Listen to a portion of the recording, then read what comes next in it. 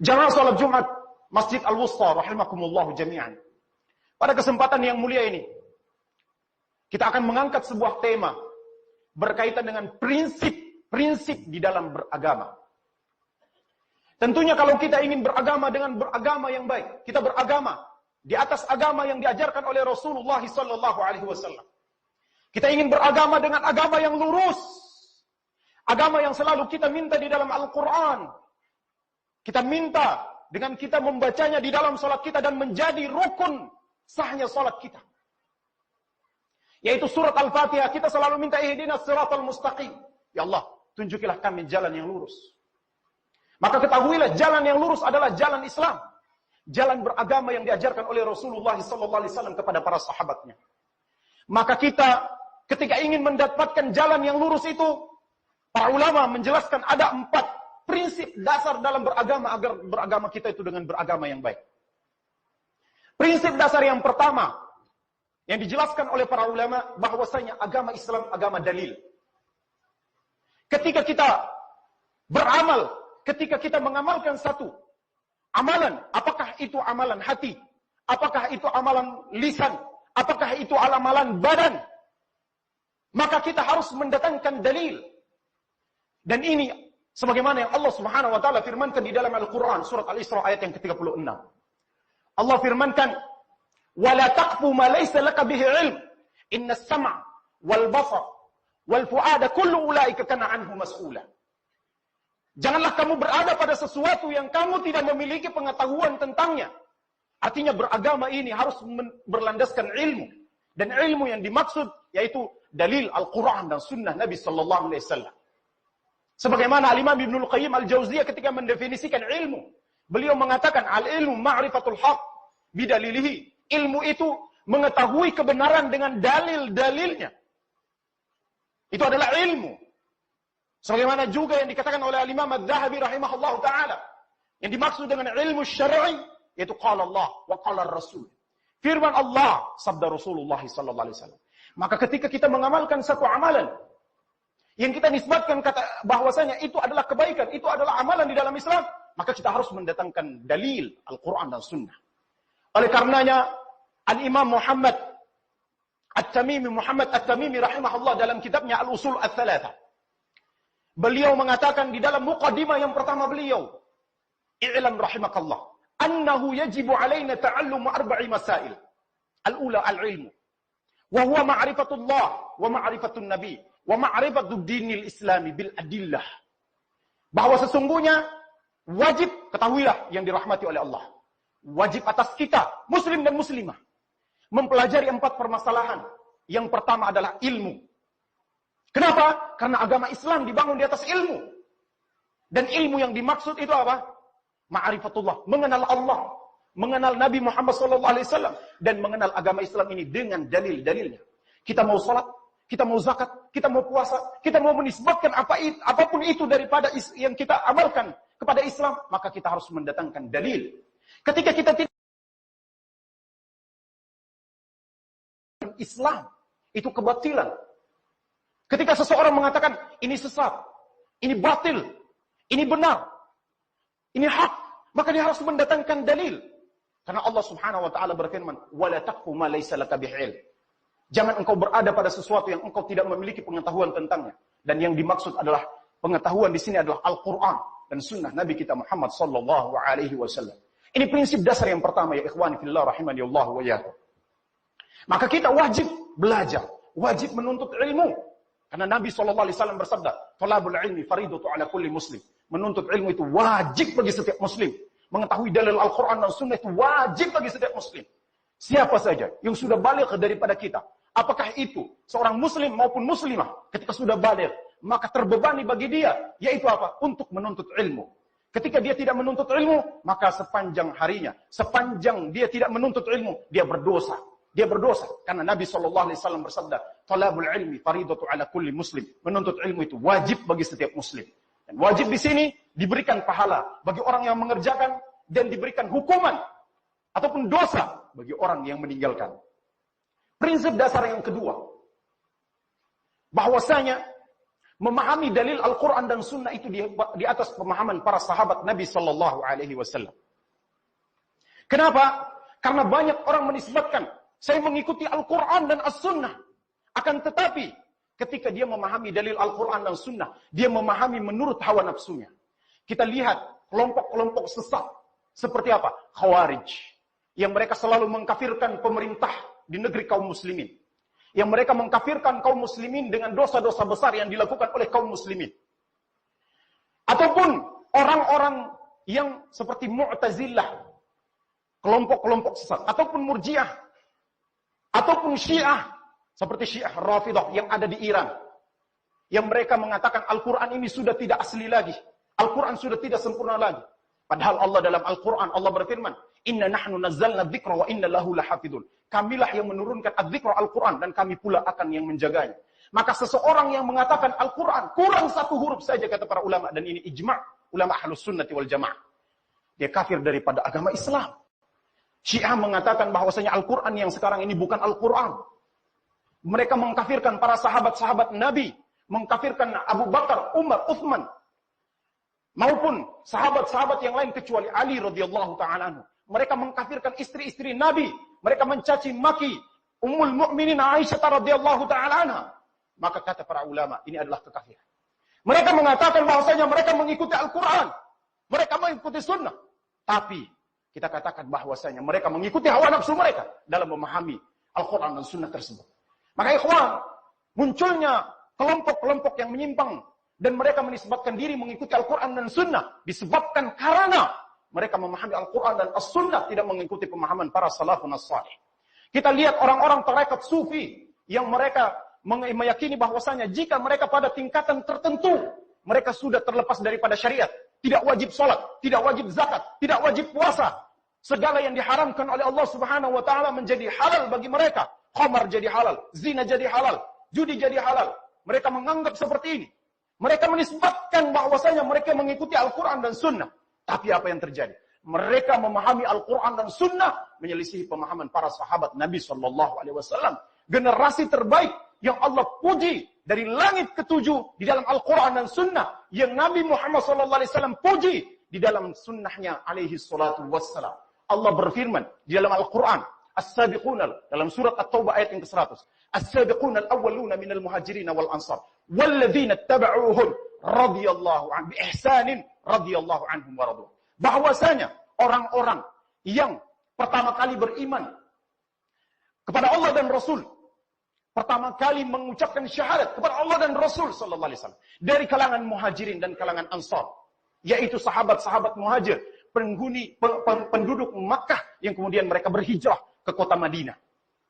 Kemudian Al-Ansar yaitu penduduk Madinah yang mereka menolong saudara-saudara mereka yang berhijrah.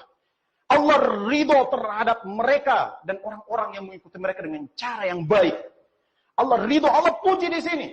Allah berfirman dalam surat Ali Imran juga, kuntum khaira ummatin ukhrijat linnas. Kalian adalah manusia terbaik yang dimunculkan, yang dihadirkan kepada manusia. Kuntum khaira ummatin ukhrijat linnas.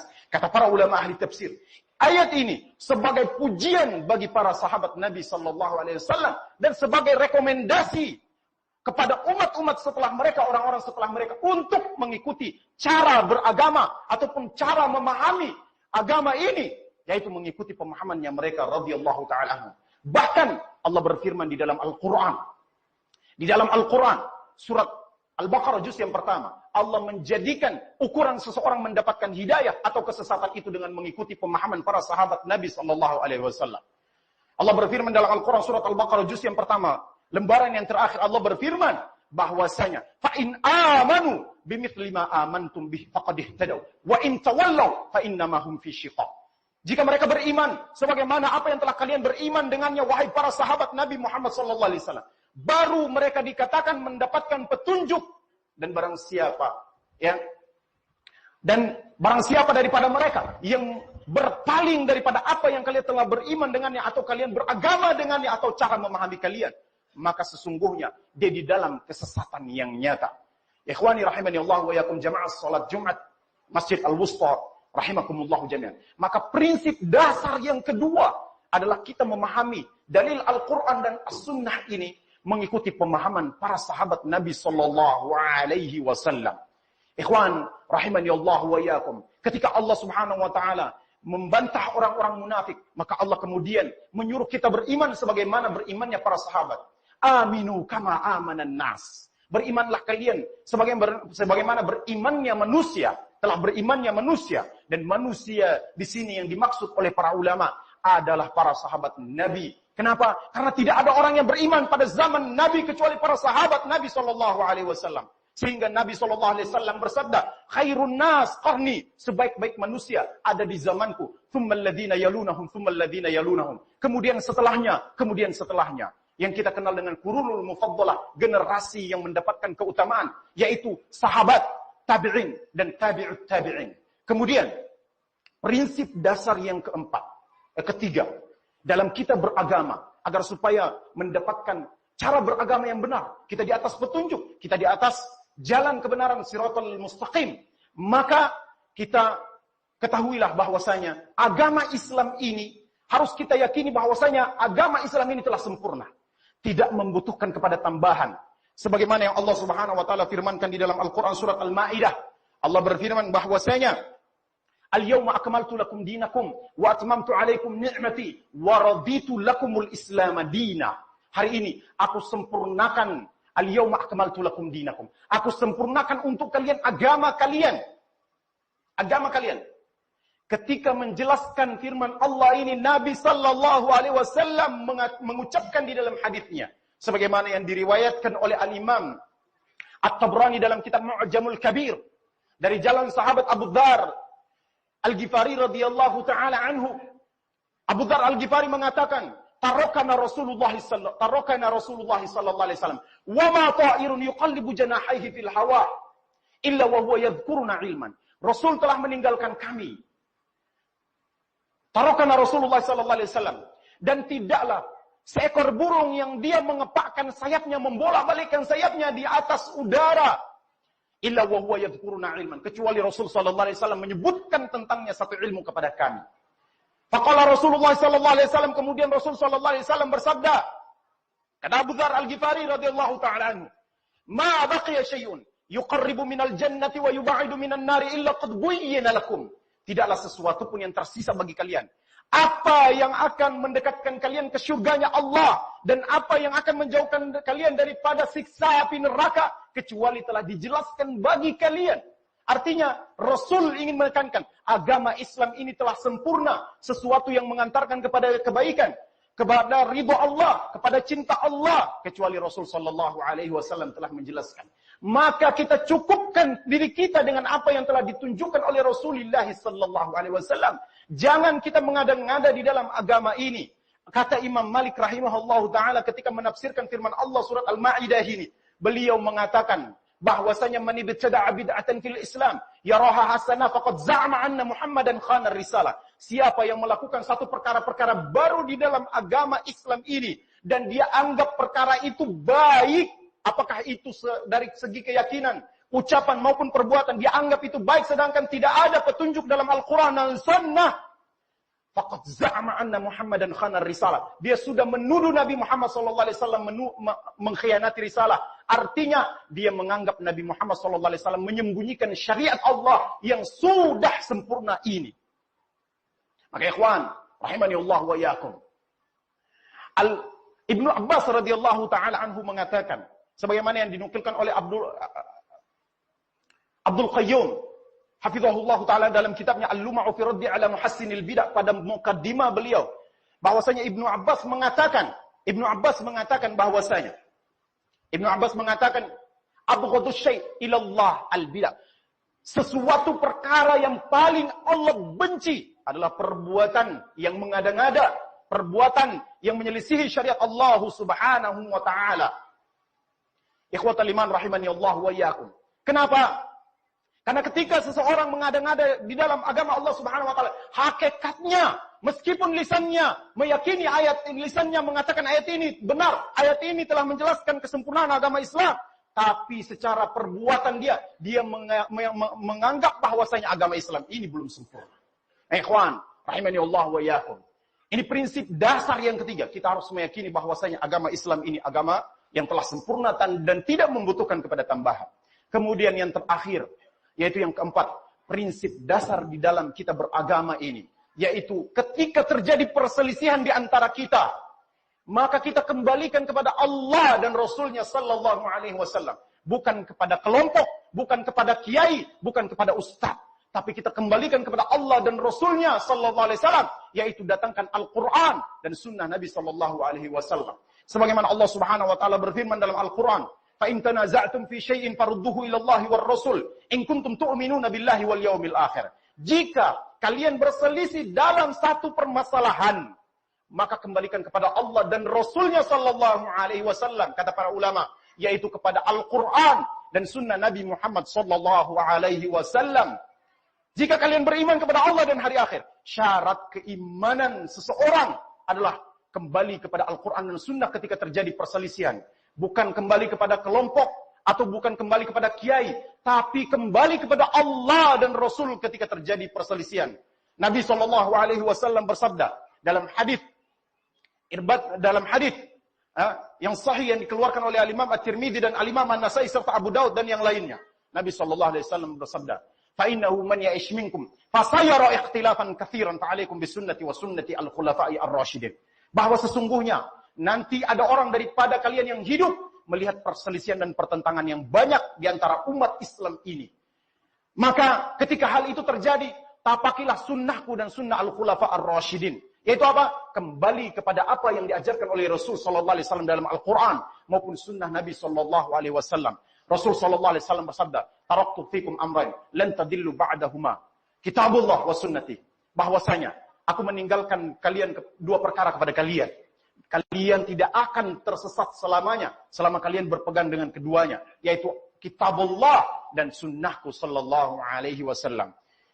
Barakallahu fikum wa barakallahu li wa lakum. Aqulu qouli hadza wa astaghfirullah li wa lakum fastaghfiruhu innahu huwal ghafurur rahim.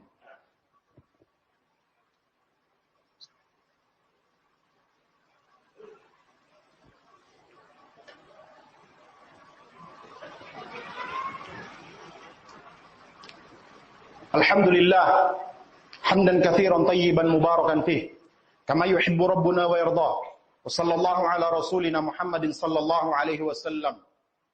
Qala Allah ta'ala, ya ayyuhalladzina amanu taqullaha wa qulu qawlan sadida yuslih lakum a'malakum wa yaghfir lakum dhunubakum wa may yuti'illaha wa rasulahu faqad faza fawzan 'azima. Allah Subhanahu wa taala berfirman bahwasanya wahai orang-orang yang beriman, bertakwalah kalian kepada Allah dan berkatalah dengan perkataan yang baik. Niscaya Allah akan memperbaiki amal-amal kalian. Yuslih lakum a'malakum wa yaghfir lakum dzunubakum, dan Allah akan mengampuni segala dosa-dosa kalian. Wa may yuti'illaha wa rasulahu faqad faza fawzan 'azima. Siapa yang taat kepada Allah dan Rasulnya sallallahu alaihi wasallam, maka sungguh dia telah mendapatkan kemenangan yang sangat besar. Allahumma salli ala Muhammad wa ala ali Muhammad. Allahumma ighfir lana walil muslimina wal muslimat wal mu'minina wal mu'minat al-ahya'i minhum wal amwat. Allahumma arinal haqqa haqqan warzuqna ittiba'ah wa arinal batila batila warzuqna ijtinabah. Rabbana hab lana min azwajina wa dhurriyyatina qurrata a'yun waj'alna lil muttaqina imaman. Rabbana atina fid dunya hasanah wa fil akhirati hasanah wa qina adzaban nar. Wa sallallahu ala rasulina Muhammadin sallallahu alaihi wasallam. Alhamdulillahirabbil alamin. Aqimis shalah.